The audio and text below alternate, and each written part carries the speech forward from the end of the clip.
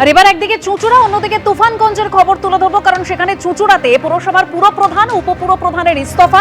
অন্যদিকে তুফানগঞ্জে পুরপ্রধান সহ ৮ কাউন্সিলরের পদত্যাগ। চুঁচুড়াতে সৌমিত্র ঘোষ ও উপপুরপ্রধান পার্থ সাহা পদত্যাগ করেছেন। আর তুফানগঞ্জ পুরসভার ৮ তৃণমূল কাউন্সিলরের পদত্যাগ। তুফানগঞ্জ পুরসভার ১২ কাউন্সিলরের মধ্যে ৮ জনই ইস্তফা দিয়েছেন। অপরাধ করলে শুধু শাস্তি নয়, এবার বাজেয়াপ্ত করা হবে সম্পত্তি। পশ্চিমবঙ্গ জননিরাপত্তা ও সমাজবিরোধী কার্যকলাপ নিয়ন্ত্রণ বিল ২০২৬ আনতে চলেছে বিজেপি সরকার। সোমবার আনুষ্ঠানিকভাবে বিল পেশ করবেন মুখ্যমন্ত্রী শুভেন্দু অধিকারী। সমাজের কিছু অংশ সমাজবিরোধী কার্যকলাপে জড়িত হচ্ছে, ফলে রাজ্যের প্রকৃত নাগরিকদের জীবন ও সম্পত্তির উপর গুরুতর হুমকির সৃষ্টি হচ্ছে উল্লেখ রয়েছে বিলে। প্রচলিত আইন ও বিধানে বর্তমান ব্যবস্থাগুলি এই ধরনের ক্ষতিকর কার্যকলাপ মোকাবিলা ও দমনে অকার্যকর ও অপর্যাপ্ত আইনের ফাঁক গলে অনেকে ছাড় পেয়ে যাচ্ছে।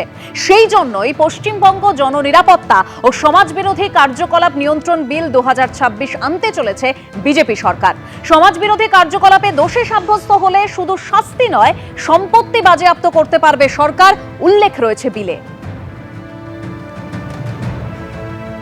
অন্যদিকে পশ্চিমবঙ্গে অভিন্ন দেওয়ানি বিধি চালু করতে চান মুখ্যমন্ত্রী শুভেন্দু অধিকারী। সোমবার বিধানসভায় অভিন্ন দেওয়ানি বিধি নিয়ে বিল পেশের সম্ভাবনা রয়েছে।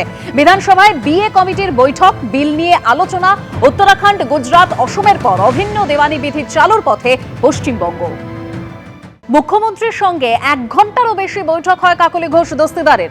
নবান্নের বৈঠক, নতুন করে সমীকরণ। এলাকার বিভিন্ন উন্নয়ন কর্মসূচি নিয়ে আলোচনা, এরকমই সূত্রের খবর। ২০ জন বিদ্রোহী সাংসদ নাম লিখিয়েছেন এনসিপিআই এ। তাঁদেরই প্রতিনিধি হয়ে আচমকা নবান্নে পৌঁছে যান কাকলি ঘোষ দস্তিদার। আমাদের প্রতিনিধি কৃষ্ণেন্দু অধিকারী রয়েছেন আমাদের সঙ্গে টেলিফোন লাইনে। কৃষ্ণেন্দু, তাহলে কি নতুন কোনো সমীকরণ?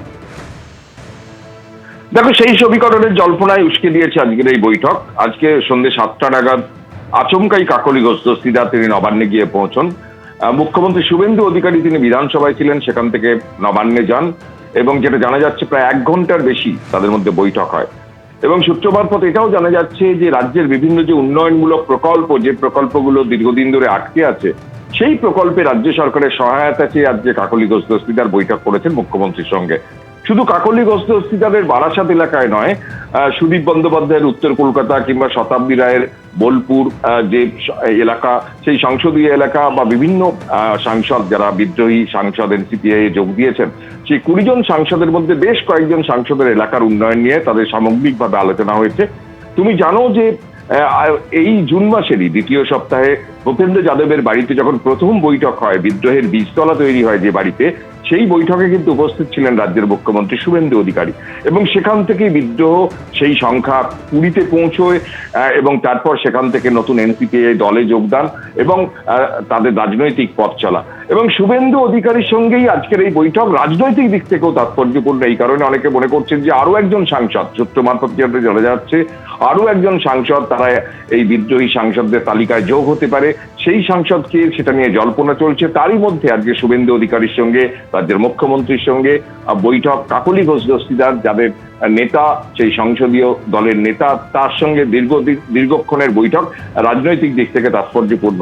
এটাও তো একটা জল্পনা তৈরি হলো যে এরপরে তৃণমূলের উপর কি বাড়তি চাপ তৈরি হলো।